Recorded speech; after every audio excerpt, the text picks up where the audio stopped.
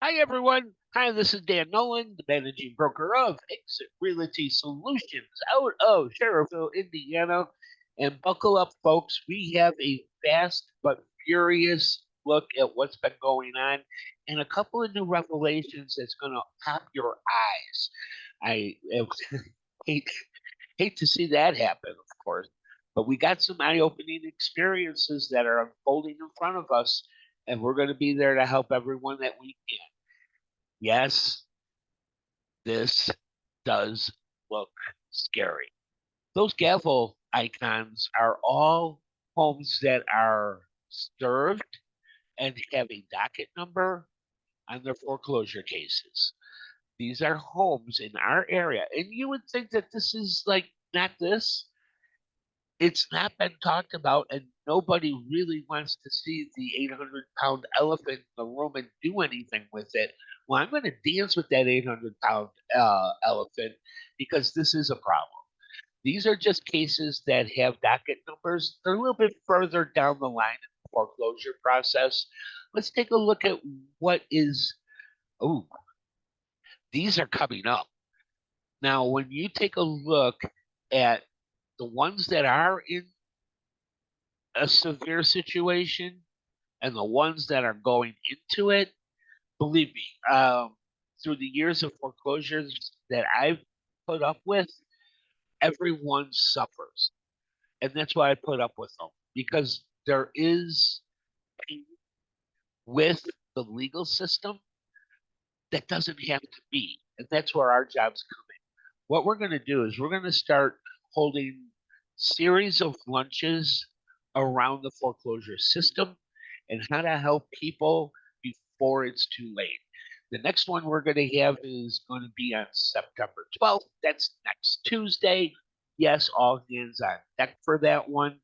Libby is going to be talking about her experiences in the short sale and foreclosure processes. And I will also be able to tribute where I can regarding how to help people who don't have anywhere to go.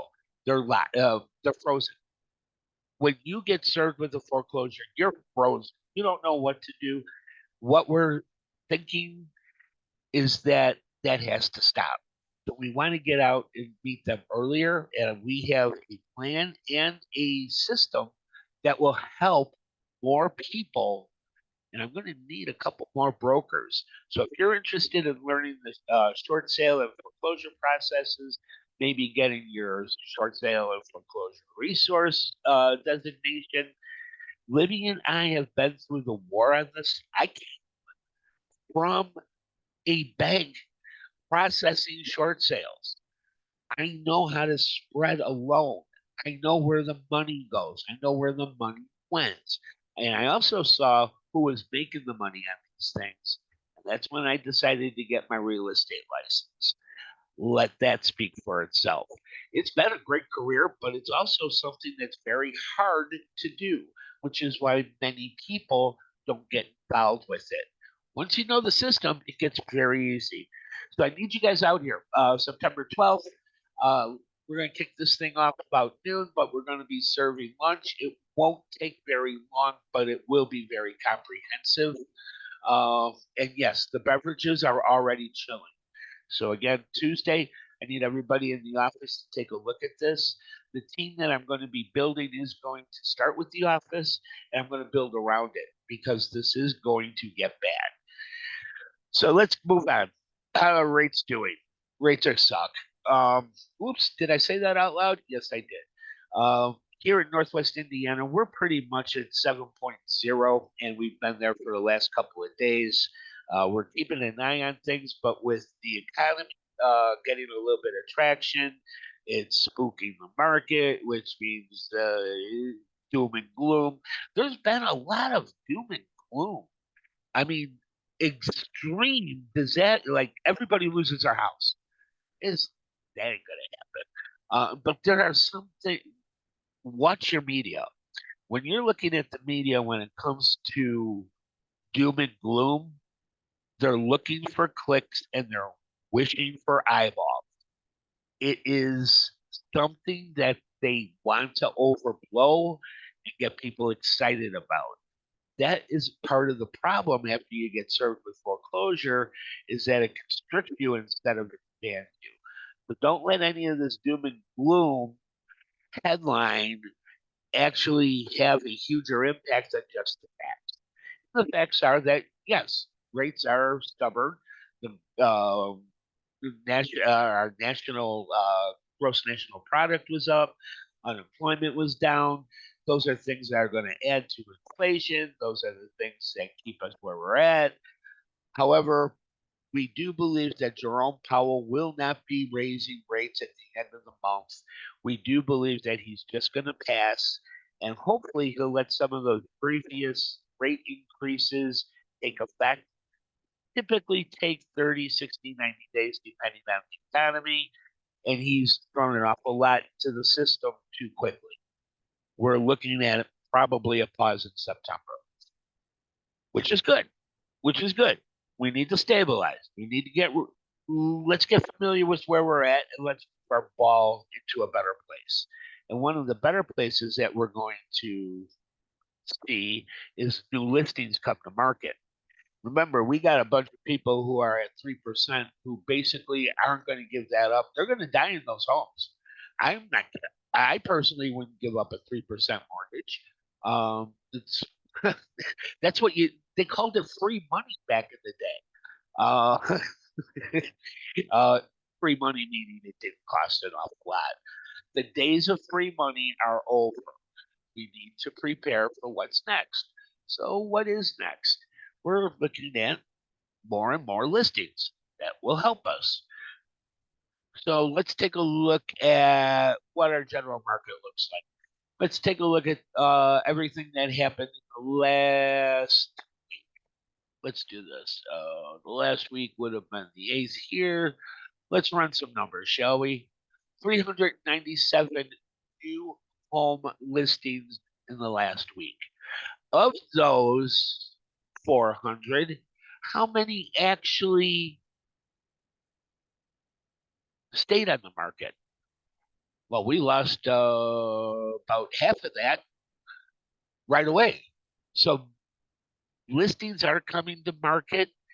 Listings are being explored by the consumer. This is something that we need to just be cognizant of.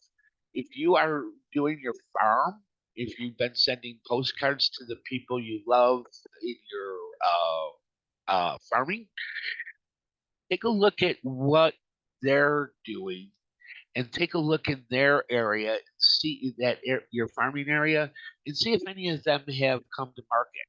It's just interesting to know that your marketing will actually come first before those others.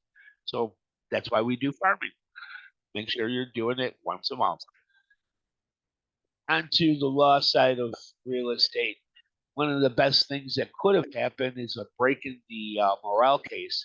Moehrl versus NAR, they are trying to sever the buyer's broker from the transaction in the way it's existing because it's just not fair to the sellers. It's in court, but anywhere, which these guys own it. See, Coldwell Banker, Century 21, Sotheby's, they have all sorts of brands underneath their umbrella, but they did get out of the class action lawsuit, which is good. Now that's going to encourage others to look for a resolution or a settlement. But if we were to unwind this, they want to unwind everything all the way back to 2014. Billions. I don't know if that's even possible. I'm not certain how they plan on trying to divvy that up. But this is something that is still ongoing, but it's starting to settle a little bit. It's it's something that may change our industry, and that's why I go back right. I go right back to: do you use a buyer's agency agreement? And if you're not, why not? A buyer's agency agreement is just an explanation of a relationship that you have with two people. or a group of people. But this is probably going to be a game changer, and if it is, that's going to be a little bit different in the marketplace because we're going to be doing just the buy side, and I think that might actually cause a little bit more friction in the system, maybe just a little bit more animosity or a little bit more negotiation driven. You can see that it may change the environment of the working system that we have now. I'm looking forward to getting this case closed, and we're one step closer to it. Hopefully, we can keep things maybe voluntarily. Maybe there's something regarding that we can start looking at. But severing is just going to be a mess. And I got one more thing for you today. It is Mold Awareness Month. Mold is something that I came across in one of my houses. I walked in, I had to walk out. It was a mold house, and I mean it was mold. I mean the water was gone, the mold had taken place, the damage was done. It was everywhere. So I get walking in, can't breathe, walking out. I've never had that happen. But that's because of the spores that are in the air. And why I bring up the word spores is very simple. What you see on a wall like this, if you're looking at this, those are you would probably off the top of your head just call it black mold. Actually, it's black spores. Spores is a group. Mold is a specific, and mold needs to be identified to be called mold legally. So if you see spores on this wall here, you're going through a walkthrough, or you happen to see this in your own home, that's a sign of water, and the water and these bacteria are starting to decay the surfaces and the components. So that's why mold is also bad. It's going to tear your house down. But it is something that is a health problem. So don't take your mold disclosures lightly. If you go and do a walkthrough and you had seen on the mold disclosures that there was no mold, and we all do this. I mean, mold, no, no, no, no, no mold. But when you go through the walkthrough and you actually do see spores on the wall, you might want to call them out on it and say, hey, I got something here. I got a document that says no mold, but yet I got a windowsill here that looks like there might be something there. Do push it. This is not something that it is taken lightly. And if somebody gets sick and the mold was never remediated, the tie-in could be on you.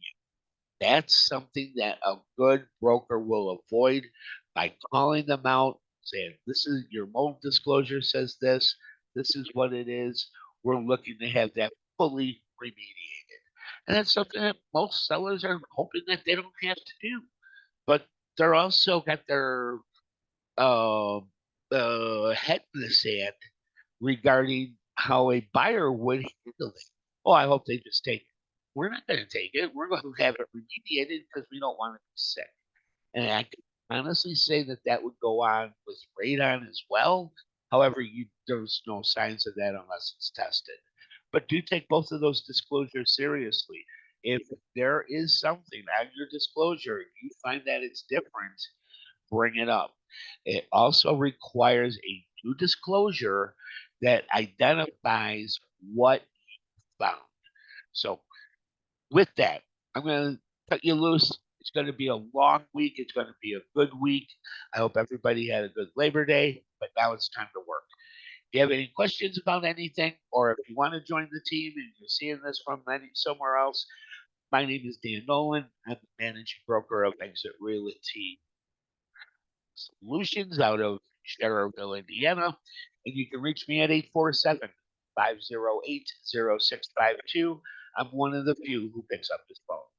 Have a good week, everyone. And I'll have more for you next week. It should be one hell of a week. Go Bears, go Colts, go football, and go crazy. See you next week.